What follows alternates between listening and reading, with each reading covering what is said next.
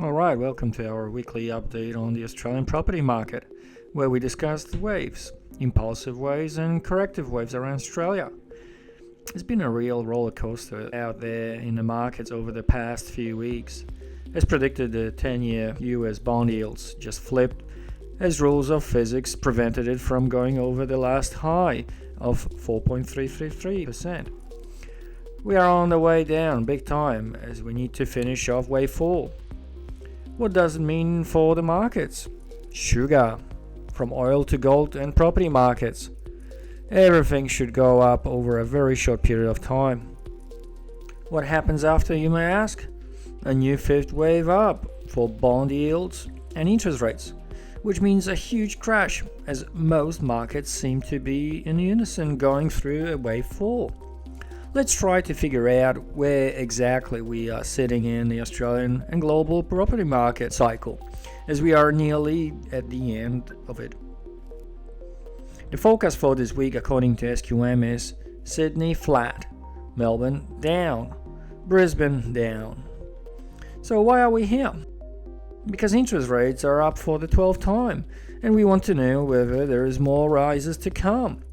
How US bonds are going to affect property market and the broader economy. So far we have only discussed Australian main cities, trying to figure out whether we have started the fifth wave within the final wave 5. It would be good to put it in a global perspective, to compare how we fare in comparison to other economies. It's interesting that residents of Toronto might be having similar discussions as their housing market reflects our own. In the upcoming videos, I'm going to show you how advanced other markets are in the cycle.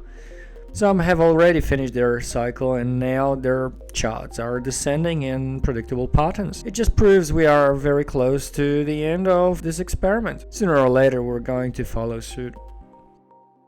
So let me show you how it performed over the last 5 decades. Here's wave 1, wave 2. The third wave ended with the banking crisis of 2008, which resulted in a wave 4.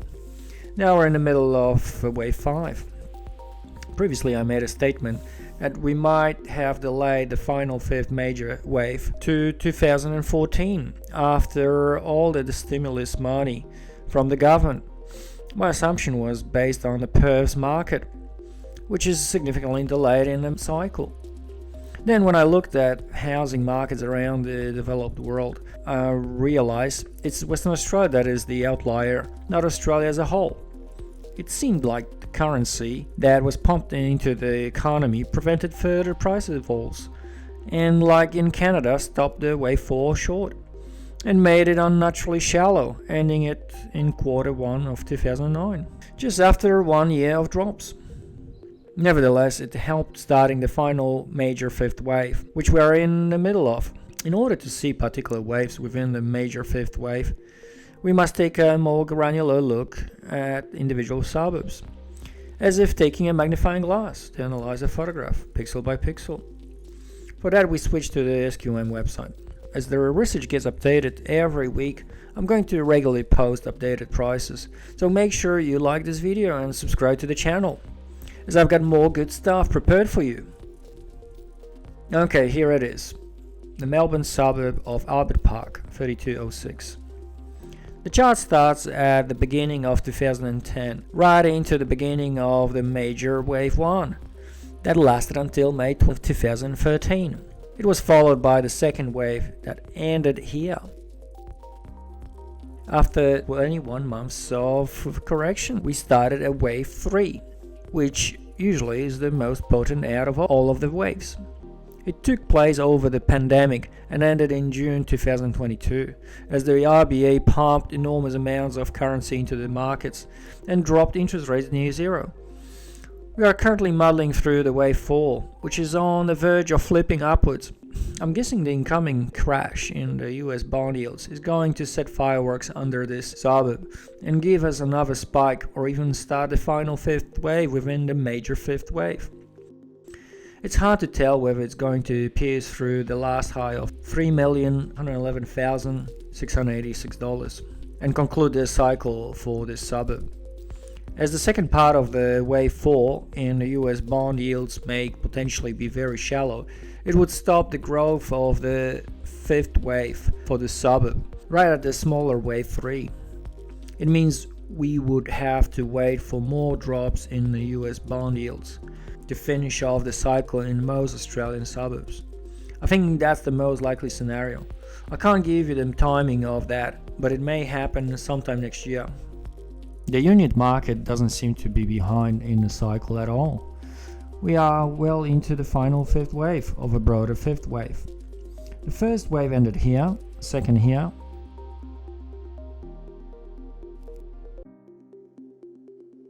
Third one over here, ending with the fourth wave here. We are in the middle of the fifth wave. I would expect a major spike within the next few weeks. Maybe 2 spikes. That would conclude wave 5.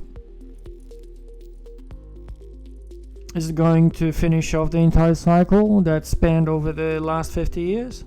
The market may try to retest the all-time highs, or even pierce through temporarily as a so-called wave extension, but it won't create a 6th or 7th wave, because it's against the rules of nature.